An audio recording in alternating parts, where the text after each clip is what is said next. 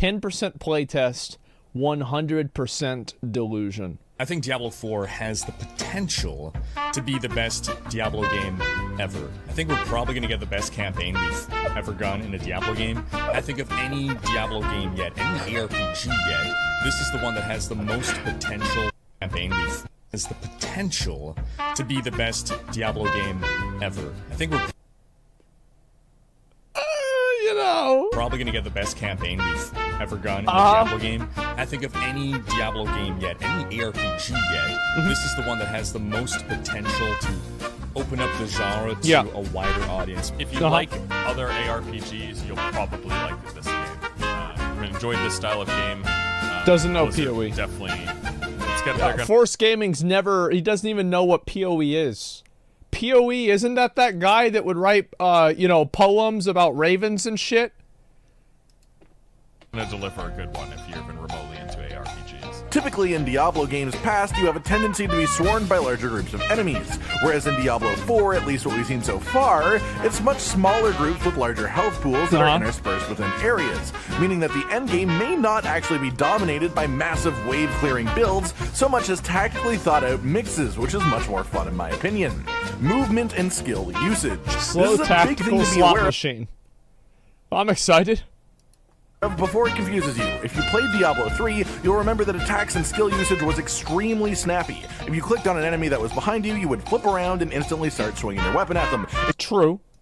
If you aimed a spell in a direction that you weren't facing, it would spin you around into that direction in the briefest moments. This is in stark contrast to Diablo 2, where the characters had a decently long turn rate, meaning they didn't turn quickly. And if you hit one of your attack or skill buttons while they were still turning, it would just come out at the angle that they were currently facing, there it is, regardless of where you yourself actually wanted it to go. Diablo 4, however, seems to be somewhere in the middle of these two systems. The turn rate is much faster than Diablo 2, but it isn't as ridiculously snappy as Diablo 3. It is an attempt to have the fun feeling of not missing your attacks all the time, but still the realism of, hey, your character isn't facing the right direction right now. I'm excited. You can't just sling a spell behind your back without looking. Who's ready to pre-order? It's important to be aware of that before diving into the game by yourself and thinking it's unresponsive. Who will match me? I'm going to pre-order 3 times. It's just functionally different at its core, and you have to pay attention to this mechanic. Hey everyone, in today's video we're going to discuss how Diablo 4's approach to itemization is in many ways revolutionary, but also sticks to the tried and true systems we love from past Diablo games. Hey everyone, in today's video we're going to discuss the classes of Diablo 4 and how the new class-specific designs are breaking new ground while drawing on the design from past games. After playing around with some of these new class mechanics, I can say confidently that Diablo 4 is gearing up to be one of the greatest games of our lifetime. Easily. They released Diablo Immortal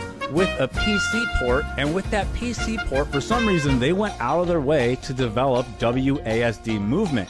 And I did play a little bit of the mobile version on PC just to try it out. Obviously, we didn't stick with it for very long. I never did that because, at its core, it's a mobile game and it's got a loop like a mobile game and it's monetized like a mobile game. Yeah. But the WASD movement felt really good.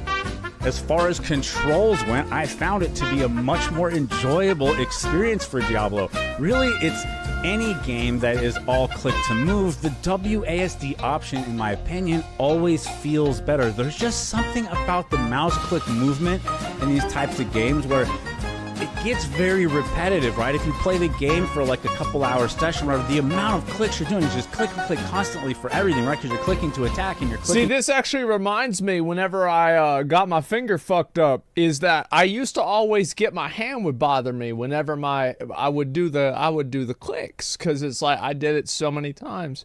But like I had the finger, this is what happened, because I picked up a football and I moved my finger back a bit. I don't really know why this happened or what it was.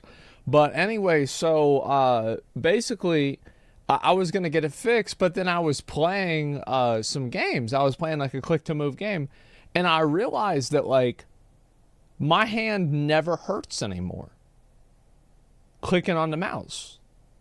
Whereas before, I would have problems where, like, you know, my wrist would bother me, and it would feel uncomfortable after a while. But, like, then my finger, like, it changed, and so, like, this is like this is like the next level of evolution. This is like, you know what it reminded me of? It's like, remember whenever chimpanzees developed the opposable thumb about like I think it's like 450 million years ago? I feel like it might have just happened again. To move, it's so much clicking, it's so much off of just one finger and one button press. There's something nice about that WASD movement being spread across 4 keys. It's literally just like more variety. You know, with the whole looking for heavy inspiration for what's been a major success in the past with Diablo 2's rune system, as well as having a very heavy inspiration for Path of Exile. Pre-order advocate. You know, I don't think it's such a bad thing that the game should cater to the more hardcore player base, because at the end of the day, those are the players who are going to stick around and use all these systems for the longevity of the game. I think it's overall healthier for the game to cater to the long-term dedicated fans. Now, for the very casual player who will play an hour here or there, not really having too much time to sink into the video game, I strongly recommend pre-ordering the standard edition of Diablo 4. You get to test 2 playtest weekends coming up this month, as well as getting a really cool Lightbearer's mount in game. Oh, yeah. What are you talking about? So I saw this video and I didn't really know what it was going to be, but it just seems like it's somebody who's pissed off about people that like Diablo 4, and I find that to be kind of funny.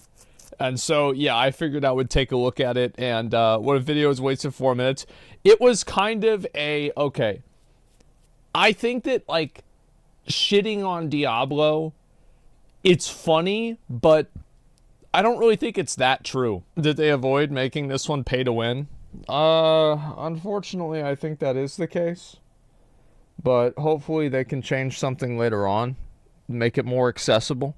After Immortal is totally fair, come on. Well, I think that it's... I don't think that it's fair to look at evidence and say it's fake. I don't think it's fair to go like, oh, well, fucking, like, it's gonna be pay to win because of nothing. Like, I don't think that it, like, being fair is not ignoring evidence. Shitting on Blizzard is not fair. No, it's not. You can't just shit on something because the people that made it and then expect anybody to take that shit seriously, you know? I mean, come on. It's funny, but can't take yourself that seriously with it. That's all. Yeah, it's reasonable to be sus. Of course it's reasonable to be sus, but I think to say it's going to be pay to win is a little bit out of pocket. A triple, what made it triple?